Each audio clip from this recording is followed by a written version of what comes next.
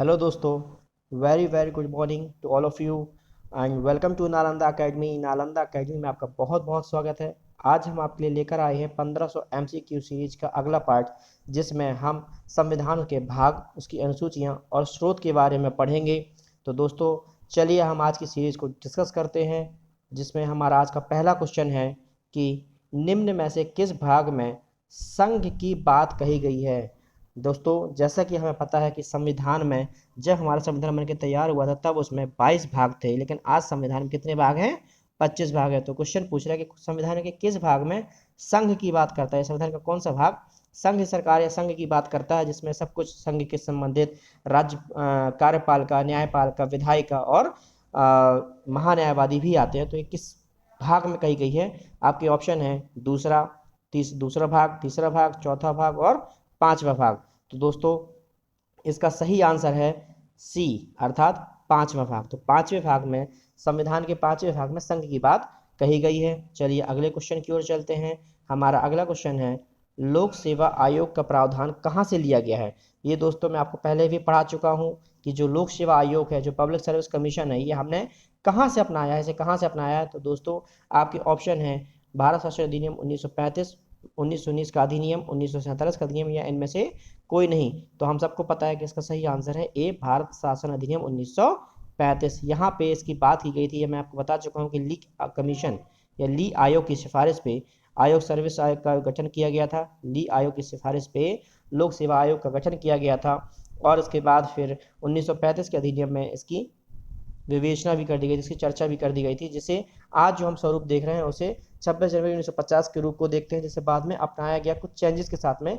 लेकिन सर्वप्रथम इसकी बात कहाँ की गई थी? तो भारत शासन अधिनियम 1935 में इसकी सर्वप्रथम बात की गई थी, जिसमें कहा गया था कि संघ के लिए, केंद्र के लिए एक संघ लोक सेवा आयोग होगा तथा राज्यों के लिए राज्य लोक सेवा आयोग का गठन किया जा सकता है राज्यों के द्वारा।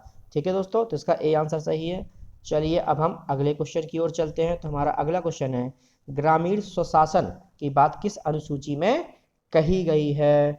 तो दोस्तों, ग्रामीण स्वशासन यानी पंचायती राज है ना, तो पंचायती राज की बात किस अनुसूची में की गई है? आपके ऑप्शन है 11वीं अनुसूची, तीसरी अनुसूची, पांचवी अनुसूची या फिर चौथी अनुसूची।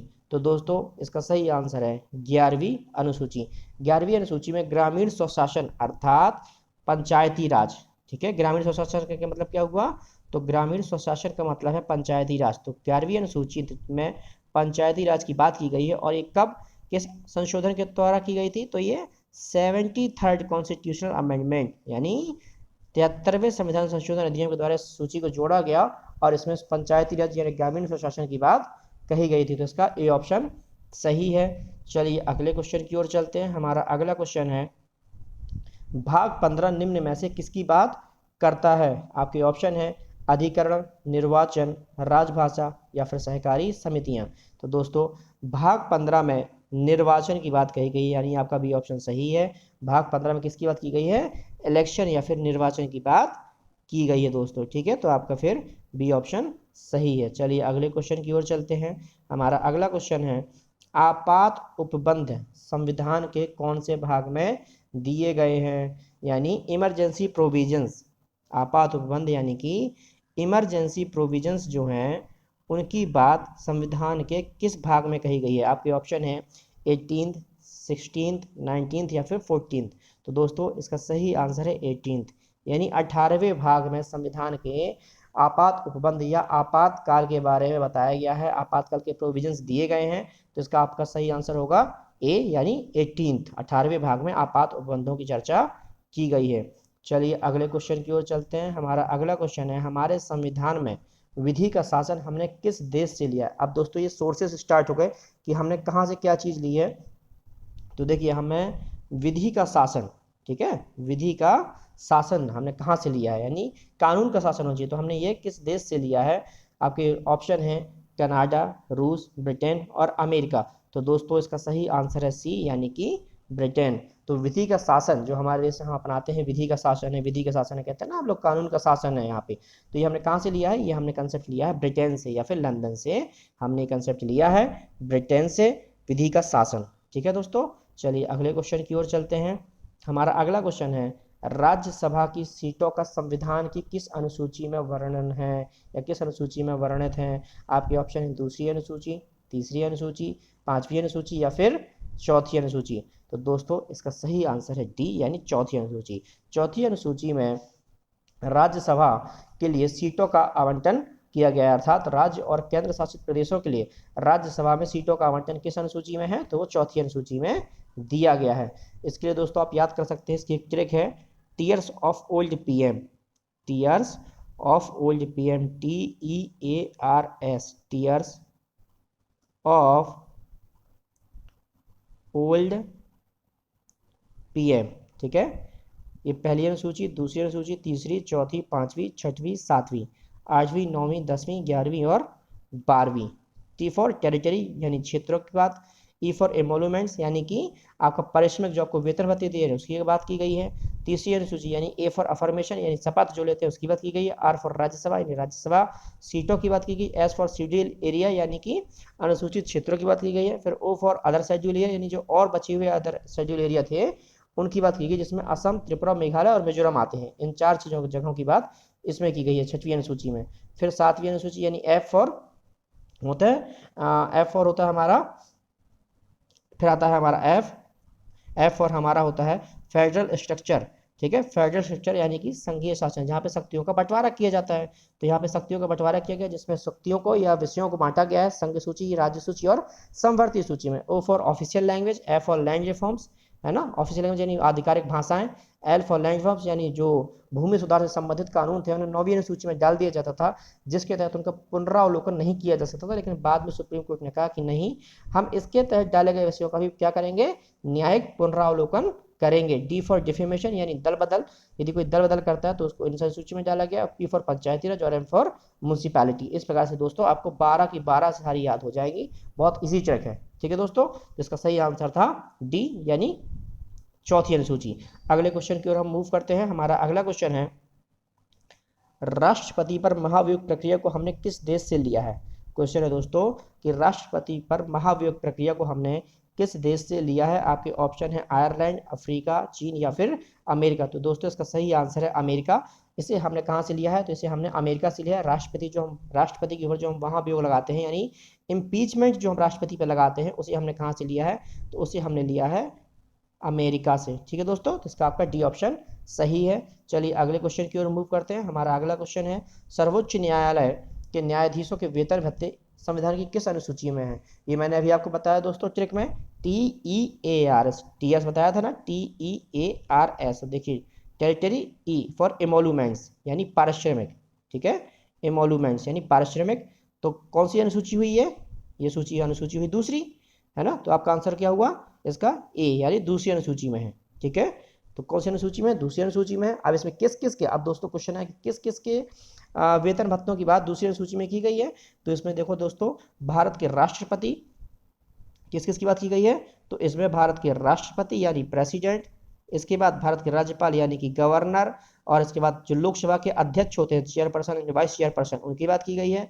राज्यसभा के सभापति और उपसभापति, इसके अलावा सर्वोच्च न्यायालय के न्यायाधीश, ठीक है, उच्च न्यायालय के न्यायाधीश यानी हाईकोर्ट के भी न्यायाधीश, साथ में भारत के नियंत्रक एवं महालेखा परीक्षक।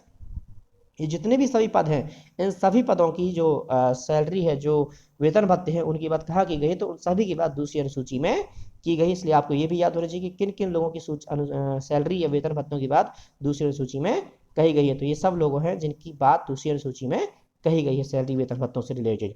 चलिए अगले क्वेश्चन, तो इसका सही आंसर था क्या था? तो इसका सही आंसर था ए, दूसरी अनुसूची। चलिए अगले क्वेश्चन की ओर चलते हैं। हमारा अगला क्वेश्चन है, राष्ट्रपति की निर्वाचन पद्धति को हमने किस देश से लिया है? तो दोस्तों आपके ऑप्शन है आयरलैंड, जापान, नेपाल और इनमें से कोई नहीं। तो इसका सही ऑप्शन है ए, आयरलैंड। राष्ट्रपति की जो निर्वाचन पद्धति है, मतलब किस तरीके से हमारे देश के राष्ट्रपति को चुना जाता है, कौन कौन उसमें लोग भाग लेंगे और भाग लेने के बाद किस तरीके से चुना जाएगा, जैसे हमें पता है इसके लिए एकल संक्रमणीय मत पद्धति के द्वारा समानुपातिक प्रतिनिधित्व है। एकल संक्रमणीय मत पद्धति के द्वारा समानुपातिक प्रतिनिधित्व प्रणाली से राष्ट्रपति का चुनाव किया जाता है। और इसके लिए गुप्त मतदान होता है यानी बैलेट सिस्टम। कैसा होता है दोस्तों?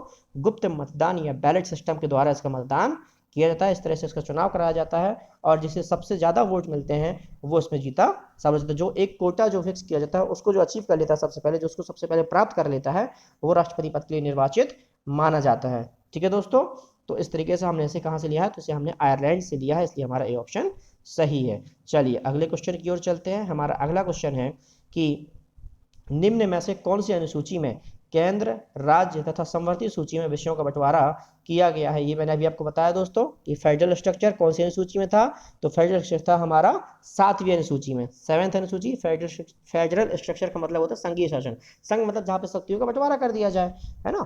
तो यहाँ पे कह रहा है केंद्र, राज्य और समवर्ती सूची के बीच में विषयों का बंटवारा किया गया है। तो ये कौन सी अनुसूची में किया गया, ये 7वीं अनुसूची में किया गया। और आपकी इन्फॉर्मेशन के लिए बता दूं दोस्तों कि अब हमारे अनुसूची में कितने कितने विषय हैं। तो देखिए दोस्तों, अब केंद्र के पास यानी सेंटर के पास, ठीक है, सॉरी, आप सेंटर के पास में कितने विषय हैं, स्टेट के पास में कितने विषय हैं, और समवर्ती सूची में कितने विषय हैं। तो देखिए दोस्तों, अब करंट सिचुएशन में सेंटर के पास में 98 विषय हैं। पहले यहाँ पे 97 थे, लेकिन अब इसके पास कितने विषय हो गए हैं, 98 विषय हो गए हैं। और स्टेट की बात करें तो स्टेट के पास पहले 66 विषय थे, लेकिन अभी 59 विषय हो गए हैं। और यदि हम समवर्ती सूची की बात करें तो पहले इनके पास में समवर्ती सूची में 47 विषय थे, लेकिन अब कितने हैं, 52। तो यदि हम करंट सिनेरियो की बात करें, करंट टाइम की बात करें, तो करंट टाइम में केंद्र के पास में 58, राज्यों के पास में 59 तथा समवर्ती सूची में 52 विषय हैं। ठीक है दोस्तों, इन प्रकार से इन शक्तियों का बंटवारा किया गया है, विषयों का बंटवारा किया गया है। और हमारा आंसर कौन सा सही था, हमारा सी ऑप्शन सही था, यानी 7वीं अनुसूची में विषयों का बंटवारा किया गया है। चलिए अगले क्वेश्चन की ओर चलते हैं। हमारा अगला क्वेश्चन है, एक सशक्त केंद्र के साथ संघ की व्यवस्था, ये संघीय व्यवस्था है, एक सशक्त केंद्र के साथ में संघीय व्यवस्था। ठीक है दोस्तों, मिसप्रिंट हो गया। एक सशक्त केंद्र के साथ में संघीय व्यवस्था को हमने किस देश से अपनाया है। तो दोस्तों इसका सही ऑप्शन है, हम आपके पहले तो ऑप्शन है कनाडा, जर्मनी, फ्रांस और रूस। तो दोस्तों इसका सही ऑप्शन है ए, कनाडा। कनाडा से हमने इसको लिया कि हमारा जो केंद्र है वो सशक्त रहेगा, ना कि राज्य। हमारा केंद्र जो है वो राज्यों से ज़्यादा सशक्त, ज़्यादा पावरफुल, ज़्यादा शक्तिशाली होगा। और उसके साथ साथ लेकिन संघीय व्यवस्था होगी, यानी राज्यों के पास भी अधिकार होंगे, राज्य उसके नीचे होंगे लेकिन उसके स्वतंत्र होंगे। मतलब ऐसा नहीं कि राज्य उनके हिसाब से चलेंगे, राज्य भी अपने कार्य करने के लिए स्वतंत्र होंगे, उनके पास भी अपने पावर्स, अपनी शक्तियाँ होंगी। ठीक है दोस्तों, इसीलिए हमारे देश के लिए कथन कहा जाता है कि जो भारत है वो क्या है, वो विनाशी राज्यों का अविनाशी संघ है। क्या है दोस्तों, विनाशी राज्यों का अविनाशी संघ है। जबकि अमेरिका के लिए कहा जाता है कि अविनाशी राज्यों का अविनाशी संघ है, अविनाशी राज्यों का अविनाशी संघ। ऐसा क्यों, क्योंकि देखिए अमेरिका में जो राज्य हैं उन राज्यों ने मिलके केंद्र को जन्म दिया, तो वहाँ के जो राज्य हैं वो ज़्यादा पावरफुल हैं। ऐसा नहीं कि सेंटर पावरफुल नहीं, बट वहाँ के राज्य भी इक्वली पावरफुल हैं। तो अमेरिका चाहे तो अपने स्टेट की ना तो वो सीमा बदल सकता है, ना ही उनमें फेर बदल कर सकता है। क्यों, क्योंकि उनके जो काम कॉमन थे, कुछ कॉमन काम पे उन्होंने सेंटर को जन्म दिया, जो काम उन्होंने कॉमन काम थे वो सेंटर को सौंप दिए। इसलिए वहाँ के जो राज्य हैं वो भी अविनाशी हैं, तो उसे कहा जाता है कि अविनाशी राज्यों का अविनाशी संघ है। जबकि भारत में ऐसा नहीं है, भारत में हमारा जो संघ है वो ज़्यादा पावरफुल है राज्यों, और साथ में राज्यों की सहमति का देन नहीं है केंद्र, अर्थात राज्यों की सहमति से केंद्र का निर्माण नहीं किया गया, केंद्र पहले से ही एग्जिस्ट करता था। तो इसलिए भारत के लिए कहा जाता है कि विनाशी राज्यों का अविनाशी संघ, यानी राज्यों का विनाश हो सकता है, राज्यों की सीमाओं में फेरबदल किया जा सकता है, एक राज्य को खत्म किया जा सकता है, 2 राज्यों को एक साथ मिलाया जा सकता है, या एक राज्य के 2 टुकड़े भी किए जा सकते हैं, राज्यों के साथ कुछ भी किया जा सकता है, लेकिन केंद्र के साथ कुछ भी नहीं किया जा सकता। केंद्र अटल है, अविनाशी है। तो इसलिए कहा जाता है कि जो हमारा भारत है वो विनाशी राज्यों का अविनाशी संघ है, क्योंकि राज्यों का विनाश हो सकता है लेकिन संघ का विनाश नहीं हो सकता। ठीक है दोस्तों, तो इस प्रकार आपका कौन सा ऑप्शन सही है, इस प्रकार आपका ए ऑप्शन सही है इसमें। चलिए अगले क्वेश्चन की ओर चलते हैं। हमारा अगला क्वेश्चन है कि वर्तमान में हमारे संविधान में आधिकारिक रूप से कितनी भाषाएं हैं। आपके ऑप्शन है 14, 18, 20 और 22। अब दोस्तों मैं पूछ रहा हूं कि अभी आधिकारिक रूप से वर्तमान में कितनी भाषाएं हैं। ठीक है, ये यदि मैं क्वेश्चन करता कि जब हमारा संविधान बनके तैयार हुआ तब हमारे संविधान में कितनी भाषाएं थी आधिकारिक रूप से, यानी ऑफिशियल लैंग्वेज कितनी थी, तो आपका ऑप्शन होता है ए, यानी 14। ठीक है, तब 14 भाषा थी, लेकिन पूछ रहा है वर्तमान में यानी आज कितनी भाषाएं हैं, तो आज हमारे संविधान में 22 भाषाएं हैं। यानी कितनी भाषाएं बढ़ गई दोस्तों, तो 8 भाषाएं बढ़ गई। अब ये कब कब बढ़ी, तो देखिए दोस्तों ये 3 फेज में इतनी 8 भाषाएं बढ़ी हैं। सबसे पहले क्या हुआ था, तो सबसे पहले 1967 में, कब, 1967 में 21वें संविधान संशोधन के द्वारा सिंधी भाषा को इसमें जोड़ा गया। किस भाषा को जोड़ा गया दोस्तों? सिंधी भाषा को जोड़ा गया। इसके बाद 1992 में 71वें संविधान संशोधन के द्वारा 3 भाषाओं को जोड़ा गया, जिन्हें कहा जाता है KMN, यानी कोंकणी, मणिपुरी और नेपाली। कौन कौन सी दोस्तों? कोंकणी, मणिपुरी और नेपाली। ठीक है, तो ये कॉन्स्टिट्यूशनल अमेंडमेंट्स हैं, सी है। ठीक है, इनके द्वारा 3 भाषाओं को जोड़ा गया। और लास्टली 2003 में जो कि कौन सा संविधान संशोधन था? जो कि 92वां संविधान संशोधन था, 92nd कॉन्स्टिट्यूशनल अमेंडमेंट था। इसके द्वारा 4 भाषाएं BDMS को जोड़ा गया। BDMS मतलब बोडो, डोंगरी, मणिपुरी और संथाली। कौन कौन सी दोस्तों? बोडो, डोंगरी, मणिपुरी और संथाली। इन 4 लैंग्वेज को जोड़ा गया। अब आप देखिए 4, 3, 7 और 1, 8, इस प्रकार से 8 भाषाओं को जोड़ दिया गया। और वर्तमान में हमारे पास 22 भाषाएं, लेकिन जब संविधान बन के तैयार हुआ था तब हमारे में कितनी भाषाएं थी?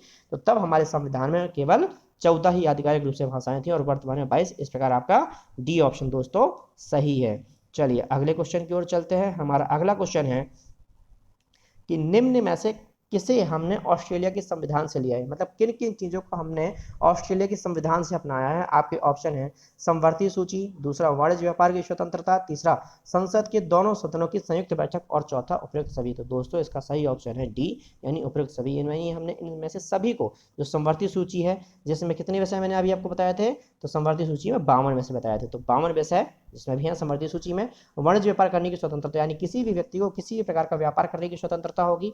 और संसद के दोनों सदनों की संयुक्त बैठक जो कब बैठती है?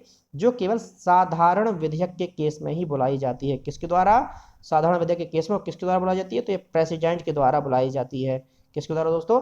जब किसी साधारण विधेयक में दोनों सदनों में गतिरोध पैदा हो जाता है और वो किसी भी कारण से पास नहीं हो पाता है, तब ऐसी स्थिति में राष्ट्रपति दोनों सदनों की संयुक्त बैठक बुलाता है। अब तक 3 बार संयुक्त बैठक बैठ चुकी है ना दोस्तों?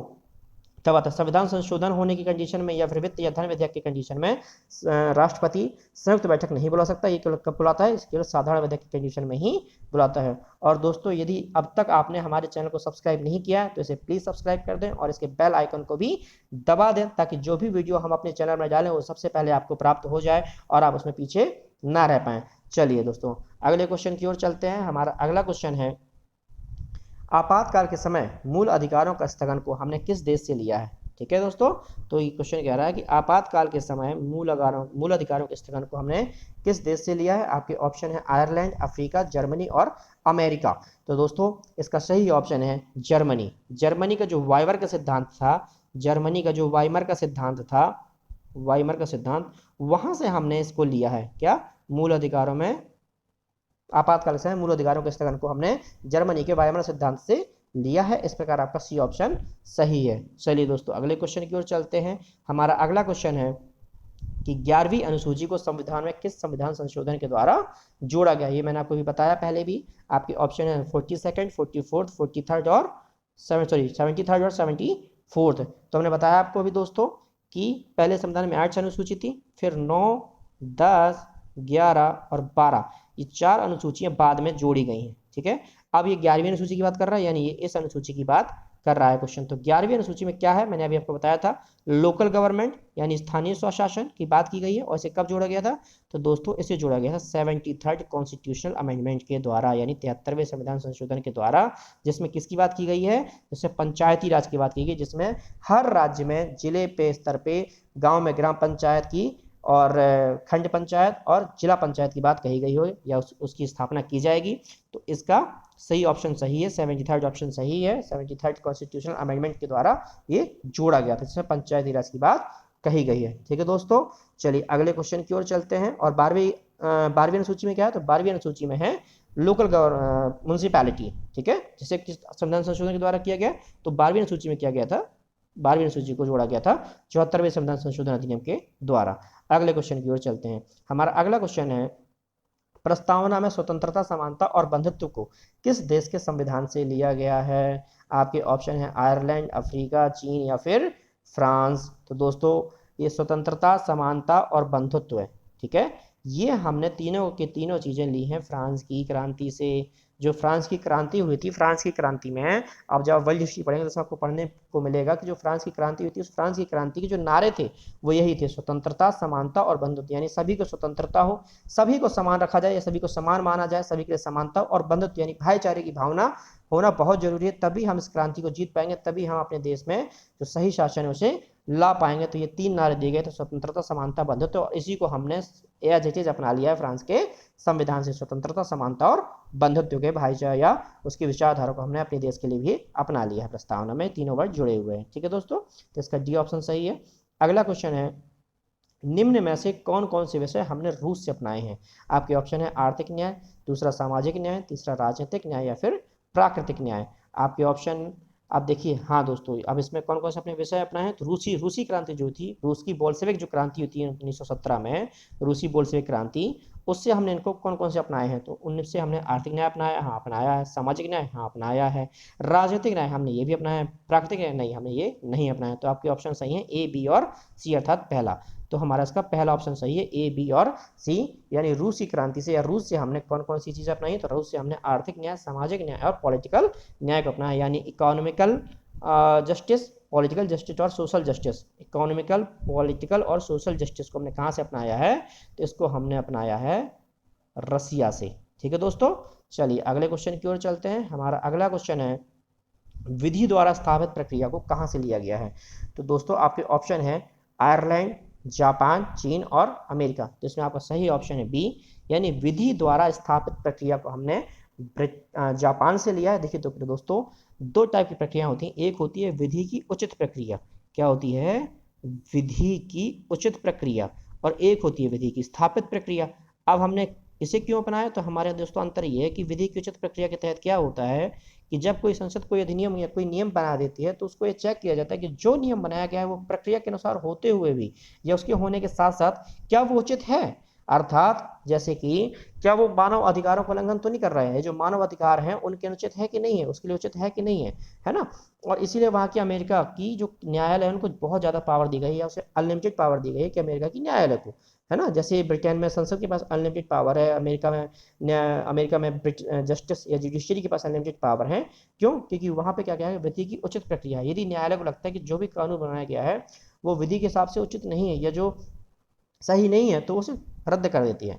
और हमने अपना विधि की स्थापित प्रक्रिया, यानी हमारे यहाँ की न्यायालय कहती है कि जो भी संसद के द्वारा नियम बनाया दिया जाएगा, जो भी विधि द्वारा प्रक्रिया स्थापित कर दी जाएगी, हम उसी के अकॉर्डिंग किसी भी फैसले को देखेंगे और उस पर जस्टिस करेंगे। यदि आपने उस चीज के लिए 2 साल की सजा रखी है, हमें लग रहा है वो कम है, तो हम उसमें कोई वो चीज नहीं करेंगे, हम उसके लिए आपको 2 साल की ही सजा देंगे। तो हमने कहाँ से अपनाया? ये हमने जापान से अपनाया कि हम विधि द्वारा जो स्थापित प्रक्रिया हम उसी के हिसाब से चलेंगे। ठीक है दोस्तों, चलिए अब अगला क्वेश्चन देखते हैं। हमारा अगला क्वेश्चन है कि दक्षिण अफ्रीका के संविधान से हमने किस प्रक्रिया को अपनाया है ना। तो आपके ऑप्शन है संविधान संशोधन, दूसरा राष्ट्रपति का निर्वाचन, तीसरा मूल कर्तव्य, चौथा मूल अधिकार। तो इसका सही ऑप्शन है दोस्तों संविधान संशोधन। ठीक है, जो हम आज संविधान संशोधन, कॉन्स्टिट्यूशनल अमेंडमेंट करते रहते हैं ना बार बार, कि अब ये 15वां संविधान संशोधन है, ये 101 संविधान संशोधन है ना, तो ये 112वां संविधान सॉरी 102 संविधान संशोधन है। तो जितने भी संविधान संशोधन होते हैं इनको हमने कहाँ से अपनाया है? तो इनको हमने अपनाया है दक्षिण अफ्रीका से, जो आर्टिकल 368 या और नॉर्मली किए जाते हैं। ठीक है, अब इसके अंदर क्या होता है? तो 368 के अंतर्गत हम विशेष प्रावधान किए गए संविधान संशोधन जिसमें विशेष बहुमत चाहिए होता है। अच्छा, अब क्वेश्चन आता है कि अब तक कितने संविधान संशोधन हो चुके हैं? तो अब तक दोस्तों हो चुके हैं 103 संविधान संशोधन। कितने हो चुके हैं? 103 संविधान संशोधन। और जो 103वां संविधान संशोधन हुआ था, सबसे लास्ट जो संविधान संशोधन हुआ था, वो हुआ था किसको लेके? तो वो हुआ था जो जनरल वर्ग की भी जो गरीब है, जिनके लिए हम बोलते हैं EWS reservation, economically weaker section को जो 10% का कोटा दिया गया है, जो इन्हें 10% का रिजर्वेशन दिया गया है, इसके लिए किया गया था 103वां संविधान संशोधन। अच्छा, कहीं कहीं आप कंफ्यूज मत होना कि 124 हो चुके हैं, तो 124 संविधान संशोधन के प्रस्ताव संसद के समक्ष रखे गए हैं। मतलब 124 संशोधन का प्रस्ताव संसद के समक्ष रखा गया, लेकिन उसमें से पास कितने हुए? तो उसमें से पास केवल 103 ही हुए हैं और बाकी पास नहीं हो पाए किसी भी कारण से, इसलिए वो अमेंडमेंट नहीं हो पाया संविधान में, या वो चीजें नहीं जुड़ पाई या वहां से नहीं हट पाई। तो एक्चुअल में कितना हुआ 124, रखेगा 124 या 124 बार प्रयास किया गया, लेकिन उसमें सक्सेस कितने हुए 103। तो यदि कोई पूछे कि कितने संविधान संशोधन हो चुके हैं तो 103 हुए। सबसे कौन सा हुआ, सबसे लास्ट में हुआ 103, और किस चीज को लेकर हुआ था, तो वो हुआ था EWS यानी इकोनॉमिकल वीकर सेक्शन, यानी जो आर्थिक रूप से गरीब लोग हैं उनके लिए 10% का सरकारी जॉब से में बाकी चीजों में रिजर्वेशन देने की बात कही गई थी। ये हमारा 103वां संविधान संशोधन है। ठीक है दोस्तों, आई होप कि आपको समझ में आ गया होगा। चलिए तो आज के लिए बस इतना ही। कल हम फिर मिलेंगे एक नई सीरीज के साथ में, कुछ नए अलग से पार्ट्स के साथ में, जिससे हम नए चैप्टर के कुछ अलग MCQ सीरीज लेके आएंगे। और आई होप कि दोस्तों आप सब अच्छे होंगे, अपना ख्याल रख रहे होंगे, स्वस्थ होंगे, अपने परिवार का ख्याल रखिए, और जब तक आवश्यक ना हो तब तक घर से बाहर ना निकलिए और मन लगा के पढ़ाई कीजिए। चलिए हम कल फिर मिलते हैं, धन्यवाद।